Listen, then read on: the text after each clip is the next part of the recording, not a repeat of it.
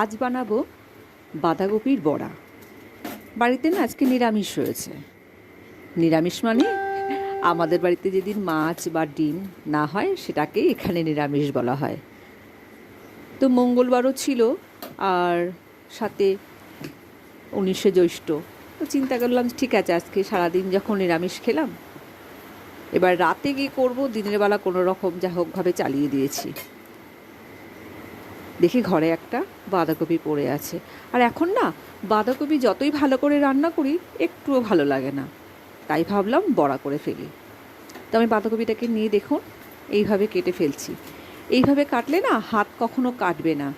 এটা আমাদের যখন এফএমবি নিয়ে পড়াশুনো করছিলাম তখনই আমাদের ম্যাডাম শিখিয়েছিলেন। হ্যাঁ, ঠিক আমি যেইভাবে ধরছি ওইভাবে স্পিডে কাটবেন, দেখবেন কখনো হাত কাটবে না। পেঁয়াজ বা যে কোনো শাক সবজি এইভাবে কাটিং করলে কখনো হাত কাটে না। আমি এভাবে মোটামুটি যদি কখনো ছুরি চাকুতে কাটি, এইভাবে কাটি। দেখো কি সুন্দর ঝিরঝিরে হয়েছে।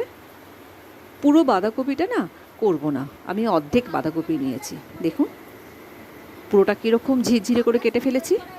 এবার এটাকে একটু ভালো করে গরম জলে ভাপিয়ে নেব।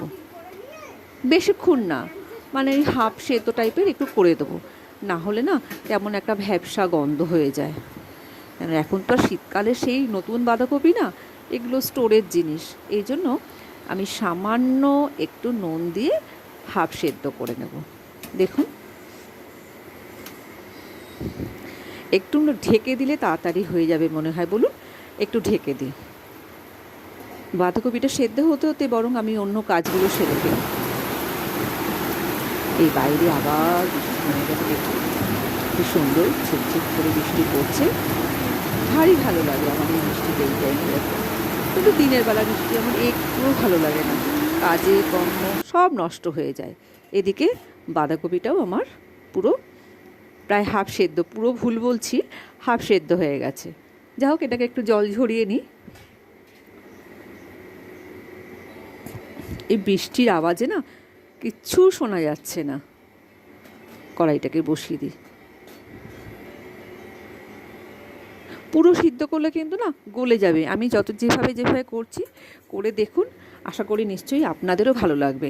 গরম ভাতে এরকম করে বাঁধাকপির বড়া ভালোই লাগে। দেখুন ধোঁয়া উঠছে, ক্যামেরার মধ্যে পুরো পড়ছে।